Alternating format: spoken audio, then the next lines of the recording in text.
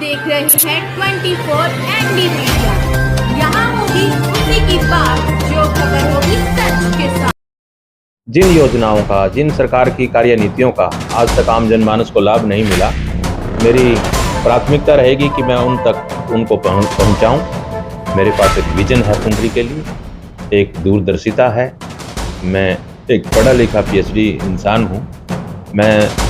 मेरा जो ज्ञान है, मेरा जो कौशल है, वो निश्चित तौर पर पुंडरी हल्के की जनता के काम आएगा और इसीलिए मेरा। नमस्कार दोस्तों, मैं नरेश डांडा, आप देख रहे हैं 24 एनडी मीडिया। इस वक्त हम मौजूद हैं हरियाणा के कैथल जिले की विधानसभा पुंडरी के गांव साकरा में, और आपको बता देना चाहेंगे कि जो विधानसभा का चुनाव नज़दीक है और पूरे हरियाणा की एक ऐसी विधानसभा पर नज़र है।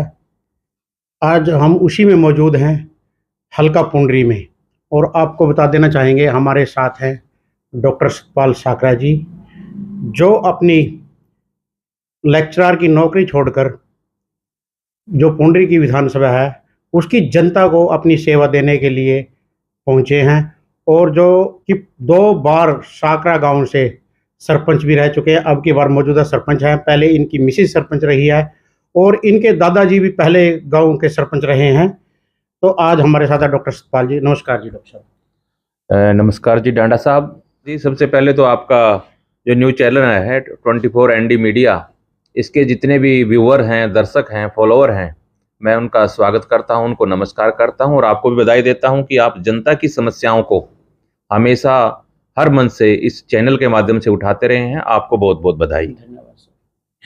तो डॉक्टर साहब, आप जैसे जनता की सेवा करने के लिए आपकी जो इतनी बढ़िया लेक्चरर की नौकरी थी, सरकारी नौकरी थी, आपने वो छोड़ दी और जनता की सेवा करने के लिए आपने सरपंची का इलेक्शन लड़ा और वो जीते भी। तो क्या कहना चाहेंगे कि इसमें राजनीति में आने का आपका उद्देश्य क्या है, क्योंकि आपने सरकारी नौकरी भी छोड़ी, तो क्या कहेंगे? देखिए, इसकी मैं शुरुआत करता हूँ कि भाई वर्ष 2010 में गांव से मैं तो सरकारी जॉब में था जी। तो मेरी धर्मपत्नी सरिता रानी ने गांव में सरपंच पद के लिए चुनाव लड़ा जी। और गांव वालों ने भी अपना आशीर्वाद दिया और वो जीत करके आई। जीतने के पश्चात जो हमारी जो कार्यशैली थी, हमारा जो कार्य करने का जो नज़रिया था, लोगों की जो सेवा है, वो लोगों को इतनी पसंद आई कि भी जब अब की बार का जो चुनाव था 2022 में, वो जेंट्स का चुनाव था। गांव के लोग इकट्ठे हुए, काफ़ी 600-700 के करीब गांव के लोग इकट्ठे हुए और उन्होंने फैसला सुनाया कि आपकी रुचि राजनीति में है, आपका टैलेंट है, आप सेवा के क्षेत्र में बहुत आगे तक जा सकते हैं, आपको विधानसभा का चुनाव भी लड़ना है। यदि आपने विधानसभा का चुनाव लड़ना है तो आज आप इस्तीफा दे करके पूरी तरह से राजनीति में आएँ और गाँव के लिए जो सरपंच पद का चुनाव है वो भी लड़ें, और आने वाले समय में जो विधानसभा के चुनाव है उसमें भी आपको लड़वाएंगे और उसकी आपकी मदद भी करेंगे। और मैंने भी उनकी भावनाओं की कदर करते हुए राजनीति के क्षेत्र में सक्रियता से प्रवेश किया, और आज मैं मानता हूं कि जो नौकरी का क्षेत्र है वो केवल अपने परिवार तक सीमित है जी। लेकिन राजनीति का क्षेत्र ऐसा है कि इसमें आम जनमानस, जो सरकार की जो भी योजनाएं होती हैं, उनको उनके तक पहुंचाने के लिए राजनीति में आना बहुत जरूरी है। राजनीति सेवा का, यदि सही मायने में इसको देखा जाए तो ये एक राजनीति सेवा का माध्यम है, और हल्के की और इलाके की सेवा करने के लिए मैं राजनीति में मैंने कदम रखा है। डॉक्टर साहब, जिस प्रकार आपने अपनी सर्विस छोड़ के और सरपंची गांव में ली है और गांव में काम भी किए हैं, उसके बाद आपका मन पुंडरी की जनता के लिए बना और आपने नामांकन भी कांग्रेस से भर दिया है विधायक के लिए। तो क्या कहना चाहेंगे पुंडरी की जनता के लिए? देखिए कि मेरी समाज सेवा में रुचि रही है और समाज सेवा के लिए ही, मैं लोगों की सेवा के लिए ही मैंने राजनीति में कदम रखा है, और मुझे उम्मीद है कि पुंडरी हल्के की जो जनता है, जो आज तक अपने मूलभूत सुविधाएं हैं, चाहे वो शिक्षा से संबंधित हैं, चाहे वो चिकित्सा से संबंधित हैं, रोजगार से संबंधित हैं, विकास से संबंधित हैं, गरीबों के लिए अनेकों कल्याणकारी योजनाओं से संबंधित हैं, जिन योजनाओं का, जिन सरकार की कार्यनीतियों का आज तक आम जनमानस को लाभ नहीं मिला, मेरी प्राथमिकता रहेगी कि मैं उन तक उनको पहुंचाऊं, और मैंने इसके लिए कांग्रेस पार्टी के मंच को चुना है, क्योंकि मैं जन्मजात कांग्रेसी हूँ। डॉक्टर साहब, जिस प्रकार अपनी पुंडरी जो हल्का है वो लगातार 1996 से लेकर यानी 6 प्लान से लगातार आज़ाद उम्मीदवार चुनता रहा है, तो आपने कांग्रेस में ही क्यों अपना? मैं आपको बता देना चाहता हूँ डांडा साहब कि मेरे दादाजी 1957 में गांव साकरा के सरपंच रहे। जी। तब से लेकर के आज तक हमारी कई पीढ़ियां, चाहे 4 पीढ़ियां, 3 पीढ़ियां, जितनी भी पीढ़ियां हैं, वो कांग्रेसी पृष्ठभूमि की रही है। और मैंने कांग्रेस को नहीं चुना, बल्कि कांग्रेस तो हमारे खून में है। हमारी रगों में कांग्रेस के संस्कार, कांग्रेस की कार्यनीतियां दौड़ती है और उन्हीं को हम फॉलो करते हैं। कांग्रेस ही देश में एक ऐसी पार्टी है जो सभी को साथ लेकर के चलती है। सभी उसमें किसी भी जाति का, किसी भी धर्म का, किसी भी क्षेत्र के सभी लोगों को उसमें बराबर का प्रतिनिधित्व मिलता है। इसलिए मैंने कांग्रेस पार्टी की नीतियों को आज तक जन जन तक पहुंचाने का निर्णय लिया है। सतपाल जी, जिस प्रकार देखा जाए कि पार्टी कोई सी भी है, लेकिन पुंडरी विधानसभा में कोई भी ऐसा लीडर नहीं उतार पाई कि जो उनको पुंडरी की सीट दे सके। लेकिन अब की बार क्या कांग्रेस ऐसी उतारेगी कि जिसको मतलब पुंडरी में सीट मिल सके? कोई ऐसा लीडर नहीं उतारेगी? देखिए, हमारे 1996 से आज तक 6 प्लान हो गए डांडा साहब, जी। और इसमें हर बार निर्दलीय ही जीत करके आता है। उसका मैं एक कारण मानता हूं कि जिसको जनता पसंद करती है, जिसको जनता चाहती है, पार्टी से कहीं ना कहीं चूक हो जाती है, पार्टी उसको टिकट नहीं दे पाती। और पार्टी की ऐसी बात नहीं है कि लहर हमेशा एक पार्टी की लहर नहीं होती। जी। कभी आप देखेंगे 1996 में चौधरी बंसीलाल जी की पार्टी की लहर थी, सन 2000 में चौधरी ओम प्रकाश चौटाला जी की पार्टी की लहर थी, 2005 में 9 में कांग्रेस पार्टी की लहर थी, 14 में 19 में बीजेपी की लहर थी। लेकिन पार्टियां हमेशा चूक करती रही। जी। और मेरा मानना है कि लहर के होते हुए यहाँ से आज़ादी जीतता रहा है। हाँ, एक लहर के होते हुए भी यहाँ से आजाद जीतता रहा है, क्योंकि यहाँ पर असली टिकट होता है वो जनता का टिकट होता है। और पार्टी को ये मानना चाहिए, ये सर्वे करवाना चाहिए कि जनता में कौन लोकप्रिय है, कौन सीट निकाल सकता है।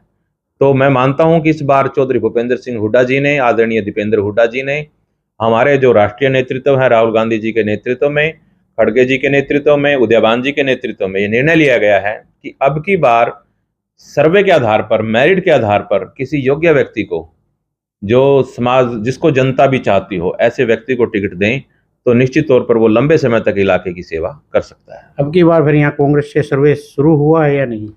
देखिए, जो सर्वे है ये इंटरनल सर्वे होता है, इसका किसी कैंडिडेट को नहीं पता होता कि भाई कब कैसा सर्वे किस प्रकार का चला हुआ है। लेकिन ये जरूर है कि पार्टी के से हमें भी ऐसा आभास है कि सर्वे चला हुआ है, लेकिन कोई सर्वे वाला हमें अभी तक नहीं मिला, हम झूठ बोल दें।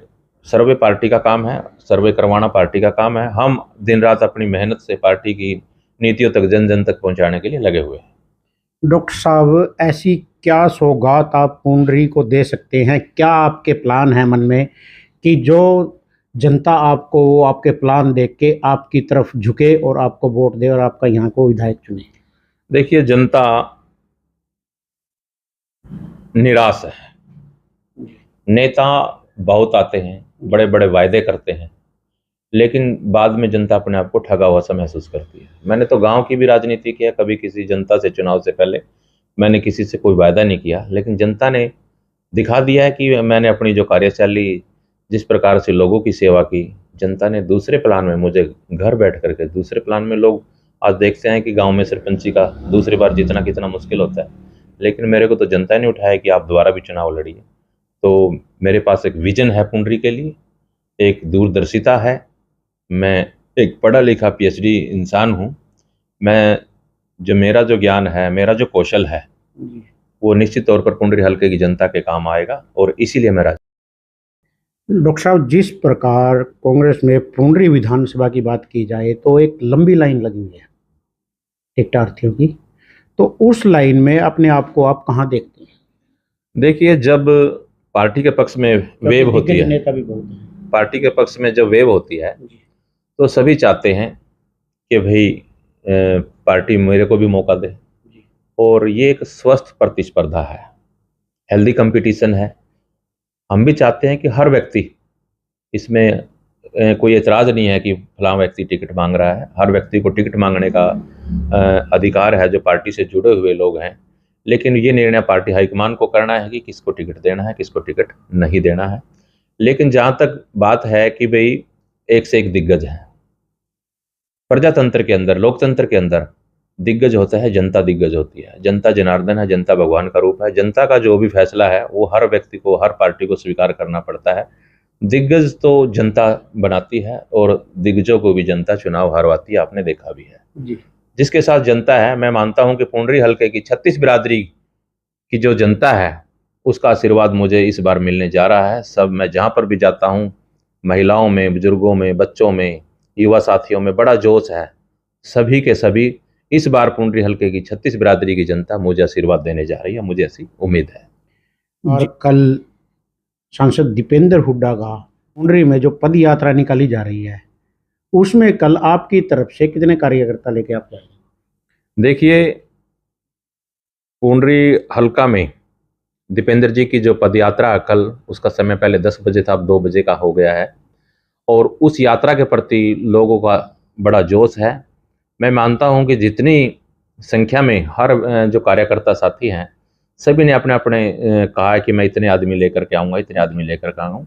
मैंने भी 1200 आदमी का टारगेट रखा है, लेकिन जनता के उत्साह को देखते हुए मैं मानता हूं कि 1200 आदमियों का टारगेट है, उससे ऊपर जाने वाला है। तो क्या मानते हो कि पुंडरी में कल कांग्रेस की जो पद यात्रा है उसमें टोटल कितनी संख्या हो सकती है, कितने कार्यकर्ता उसमें हो सकते हैं? लोगों के जोश को देखते हुए कांग्रेस पार्टी की के पक्ष में जो हवा है, जी। आदरणीय हमारे पूर्व मुख्यमंत्री चौधरी भूपेंद्र सिंह हुड्डा जी जो एक जननायक हैं, जिन्होंने अपने पिछले कार्यकाल में हर 36 बिरादरी को साथ लेकर के चले। आदरणीय चौधरी दीपेंद्र सिंह हुड्डा जी की जो उनकी कार्य करने की जो शैली है, जो उनकी मिलनसारिता है, जिस प्रकार से वो विनम्र स्वभाव के हैं, सबको साथ लेकर के चलते हैं। उदय भान जी जिस प्रकार से उन्होंने पार्टी को एक संगठन को मजबूत करने का काम किया है, इनकी नीतियों से प्रभावित होकर के आज जनता में जबरदस्त उत्साह है और कल की जो पद यात्रा है उसमें 10,000 से भी ज्यादा लोग भाग लेने जा रहे हैं। जी। जिस प्रकार आप धरातल पे घूमते हैं वोट मांगने के लिए, पूरा पुंडरी हल्का कवर आप कर चुके हो, वो आगे भी करेंगे, लेकिन कहीं न कहीं आप विकास को किस उस पे देखते हो कि विकास पुंडरी हल्के में कितना हुआ? देखिए, जो भी विधायक रहा है हमारे लिए इस प्लान से भी पहले, तो सभी विधायक देखो अपने अपने समय में अच्छा करने का प्रयास करते हैं जी। तो कुछ, लेकिन उसका जो एग्जामिन करती है उसको जनता करती है। हम जो भी कोई टिकट पर या किसी प्रकार से चुनाव लड़ना चाहता है वो हर दूसरी जो पार्टी के जो नेता है, दूसरे जो विधायक हैं, उनकी आलोचना करते हैं, इसने ये कार्य नहीं किया, इसने ये कार्य नहीं किया। लेकिन मैं मानता हूं कि हमारी आलोचना करने से, हमारे कमी निकालने से कोई फर्क पड़ने वाला नहीं। ये तो काम जनता का है, जनता ही जज है, जनता ही एग्जामिन करती है। जनता जिसने जैसा कार्य किया है उसको वैसे नंबर देने का काम इस चुनाव में करेगी। तो जिस प्रकार जनता की बात आप कर रहे हो, तो जनता की समस्या मेन पुंडरी हल्के में क्या है? देखिए, एक समस्या नहीं है, बहुत सारी समस्याएं हैं। हमारे से जो कैथल है 35 किलोमीटर दूर है, हमारा सबसे लास्ट का गांव है जी। हर प्रकार की जो सुविधाएं हैं वो हमें आसपास में मिले। डांड या पुंडरी हमारा जो विधानसभा क्षेत्र है वो सभी का को बराबर पड़ता है। तो सबसे जो प्राथमिकता है, हर बार नेता लोग इस प्रकार का आश्वासन देते हैं कि पुंडरी में सब डिवीजन लेकर के आएंगे। सबसे पहले तो यहाँ पर एक सब डिवीजन होनी चाहिए ताकि आम जनमानस को कहीं ज़्यादा दूर हमारे डिस्ट्रिक्ट हेडक्वार्टर पर कुछ कामों के लिए मुसीबत का सामना ना करना पड़े। दूसरी जो आज के समय में ज़रूरत है कि भाई आज इलाज बहुत महंगा होता जा रहा है दिन प्रतिदिन। आम गरीब आदमी है जो वो इलाज करवाने में सक्षम नहीं है, पीजीआई बहुत दूर है। तो हर व्यक्ति को उसके आसपास ही इलाज के लिए सुविधाएं मिले, ग्रामीण स्तर पर मिले, हल्का स्तर पर, ब्लॉक स्तर पर उसको शिक्षा, स्वास्थ्य से संबंधित सुविधाएं मिले। और जो हमारे बच्चे आज जो विदेशों में पलायन कर रहे हैं, एक अच्छी शिक्षा मिले, अच्छी शिक्षा के साथ साथ उनको रोजगार मिले। इस प्रकार की मेरी प्राथमिकताएं हैं जिनको लेकर के मैं जनता के बीच में पहुंच रहा हूँ। जिस प्रकार देखा जाए कि एक बच्चों में होड़ लगी हुई है विदेश जाने की, तो ऐसा क्या कारण रहा कि हमारे बच्चों को बाहर जाने की जरूरत पड़ी? ये जो मौजूदा सरकार है, इसकी उदासीनता की वजह से इन्होंने युवाओं के जो भविष्य के साथ जो छलावा किया है, इनको जो कौशल रोजगार में जिस प्रकार से उलझाया है, आज 20,000 की नौकरी तक ही लोगों को रख दिया गया है। इस उदासीनता, इस सरकार की जो दमनकारी जो रवैया है, इसका युवाओं के प्रति जो इनकी नीतियां हैं, उनसे उदासीन होकर के आज हमारे देश के जो युवा है, हमारे देश के, आप देखेंगे कि बहुत सारे लोग हैं जो अच्छी अच्छी शिक्षा भी ले रहे हैं, मेडिकल के क्षेत्र में है, नॉन मेडिकल के क्षेत्र में, लेकिन उनको अपना भविष्य नज़र नहीं आने की वजह से आज वो कोई ज़मीन जायदाद बेच करके हमारी जो प्रतिभाएं हैं वो विदेशों की ओर पलायन कर रही है। ये देश के लिए, प्रदेश के लिए और समाज के लिए अच्छा नहीं है। जी, तो जिस प्रकार ये अपने लोकसभा चुनाव में कांग्रेस अपनी 5 सीट और बीजेपी भी 5 सीट बराबर पे रही है, 50-50 पे रही है, तो इसको देखते हुए बीजेपी सरकार कहीं न कहीं चेतावनी के समझते हुए आज एक से एक परियोजनाएं निकाल रही हैं और बहुत सी परियोजनाएं शुरू भी कर दी गई है। तो उसको देखते हुए कहीं कांग्रेस पीछे न रह जाए, तो क्या कहना चाहिए आप? देखिए, जनता समझ चुकी है कि अब ये चुनावी वर्ष है। जी, 10 साल का कुशासन भी लोगों ने देखा है, किसानों ने भी देखा है किस प्रकार से किसानों को अब 3 जो कृषि के जो काले कानून थे उनको समाप्त करने के लिए दिल्ली के बॉर्डर पर बैठना पड़ा। 1 वर्ष से भी ज़्यादा समय तक 850 किसानों ने अपनी शहादत दी, तब जाकर के वो कृषि के कानून इन्होंने वापस लिए। और किस प्रकार से किसानों को पोर्टल के माध्यम से परेशानी का सामना करना पड़ा, किस प्रकार से सरपंचों पर लाठियां चलाई गई, उनके सभी जो प्रजातंत्र में जो कानून संविधान के अंदर जो उनको अधिकार दिए गए थे उनका हनन किया गया, उन पर लाठियां बरसाई गई। हमारी जो आंगनबाड़ी की महिलाएं हैं, हमारी जो आशा वर्कर्स हैं, उन पर लाठियां बरसाई गई। दिल्ली में हमारी जो महिला पहलवान है, किस प्रकार से वहां बैठ करके उनका जो उत्पीड़न हुआ उसके खिलाफ जो उन्होंने संघर्ष किया, उनकी आवाज़ को तो अनसुना किया गया, बल्कि उनको सड़कों पर घसीटा भी गया है। जनता इनको पहचान चुकी है। अब ये कितनी भी लोक लुभावनी घोषणाएं करे, सरकार हर मोर्चे पर विफल हो चुकी है। सरकार, जनता इनकी बातों में आने वाली नहीं है। तो अब की बार कांग्रेस कितनी सीट ले सकती है 90 में से? अब की बार जो कांग्रेस पार्टी है, देखिए निश्चित तौर पर तो कोई नहीं कह सकता कितनी सीटें हैं, लेकिन 2/3 बहुमत से भी ज़्यादा से कांग्रेस पार्टी सरकार बनाने जा रही है। जी, तो दोस्तों आपने सुना, ये थे हमारे साथ डॉक्टर सतपाल साकरा जी, गांव के सरपंच भी हैं। इन्होंने एक बात बहुत बढ़िया कही है कि मैं एक पढ़ा लिखा PhD, जो आपको एक नेता मिलने वाला है, PhD हैं, और पुंडरी की जनता के लिए अपनी जो सर्विस थी वो छोड़कर पुंडरी की सेवा के लिए ये पहुँचे हैं। तो इन्होंने कहा है कि मैंने कांग्रेस से ही अपना नामांकन भरा है। तो पुंडरी की जनता ने देखना है कि अब की बार आपके लिए कौन सा कैंडिडेट सही है, कौन गलत है। तो जनता बताएगी कि किसके सर पे ताज सजेगा, किसके पे नहीं। खबरों से जुड़ी हर अपडेट जानने के लिए हमारे चैनल को लाइक करें, सब्सक्राइब करें और ज़्यादा से ज़्यादा शेयर करें।